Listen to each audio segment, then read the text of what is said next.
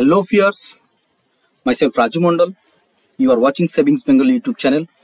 Friends, আশা করি সবাই ভালো আছেন।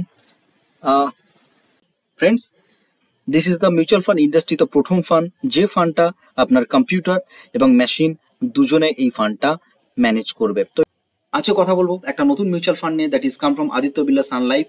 ফান্ডের নাম হচ্ছে Aditya Birla Sun Life Quant fund. এই ফান্ডের এনএফ ওপেন হচ্ছে 10 তারিখ থেকে এবং এনএফও ক্লোজ হবে 24শে জুন পর্যন্ত। আপনি এই মিউচুয়াল ফান্ডে 10 টাকা ন্যাভে আপনি কিনতে পারবেন। তো এই ভিডিওটা ফর এডুকেশনাল পারপাস অনলি। আপনি যখন মিউচুয়াল ফান্ডে ইনভেস্টমেন্ট করবেন, আপনার ফিনান্সিয়াল যিনি অ্যাডভাইজার আছে বা আপনি নিজ দায়িত্বে আপনি এই মিউচুয়াল ফান্ডে ইনভেস্টমেন্ট করতে পারেন।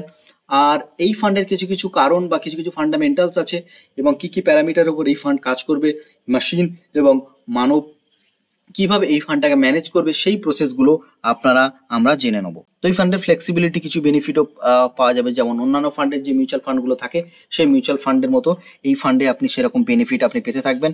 আর এইবার এই ফান্ড একটা open handed fund. Open handed fund means হচ্ছে গিয়ে এর কোনো লকিং পিরিয়ড নেই, এর কোনো আপনার টাইম ফ্রেম নেই, আপনি যে কোনো সময় টাকাটা তুলতে পারবেন। কিন্তু একটা ব্যাপার যেটা হচ্ছে কি আপনার এক্সিট লোডটা আপনার দেখে টাকাটা তুলতে হবে।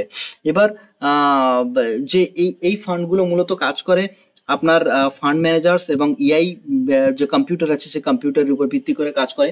এখানে কি হয় যে একটা কোম্পানিকে যে স্টকের একটা লিস্ট দেওয়া হবে, যে এমন 75 কিছু স্টকস আছে যেখানে টপ 15 মিউচুয়াল ফান্ড হাউস, মানে এসবিআই হয়ে গেল, টাটা হয়ে গেল, এইচডিএফসি হয়ে গেল, আইসিসিআই হয়ে গেল, অ্যাক্সিস হয়ে গেল, এরকম 15টা কোম্পানি আছে।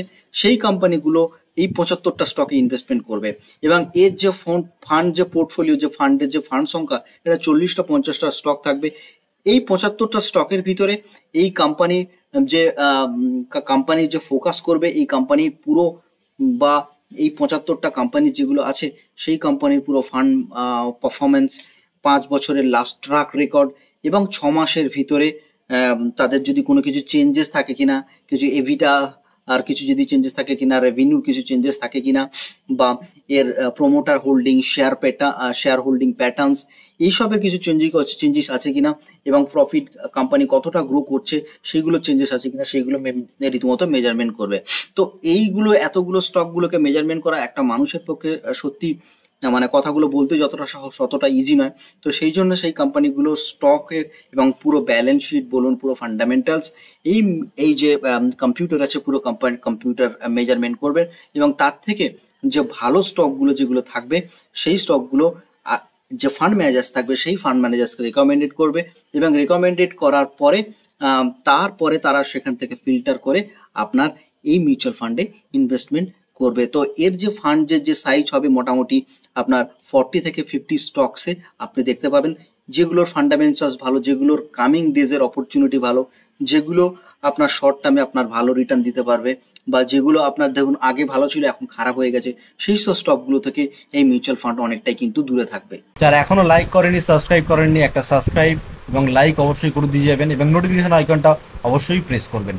আর আরেকটা, যখন মেশিন যখন আপনার কম্পিউটার যখন এই ফান্ডের যখন ম্যানেজ করবে, তখন কি হয় Q1 মানে প্রতিটা কোয়ার্টারের রেজাল্ট এবং প্রতিটা কোয়ার্টারের রেজাল্ট পুঙ্খানুপুঙ্খভাবে নিরীক্ষণ করবে এবং সেরকম যদি মনে হয় আপনার পোর্টফোলিও থেকে বা সেই পোর্টফোলিও থেকে সেই কোম্পানির স্টক বিক্রি করে চলে যাবে এবং এনাদার সেই কোম্পানির স্টকে চলে যাবে। এটা হলো মেশিনের দিয়ে আপনার কম্পিউটারকে এই কাজটা করবে এবং সেগুলোকে আপনার ফিল্টার করে সেগুলো যে ফান্ড ম্যানেজার্স আছে সেই ফান্ড ম্যানেজার্সের কাছে পাঠাবে, তখন সেই ফান্ড ম্যানেজার্স নতুন কোনো স্টকে দিকে যাবে।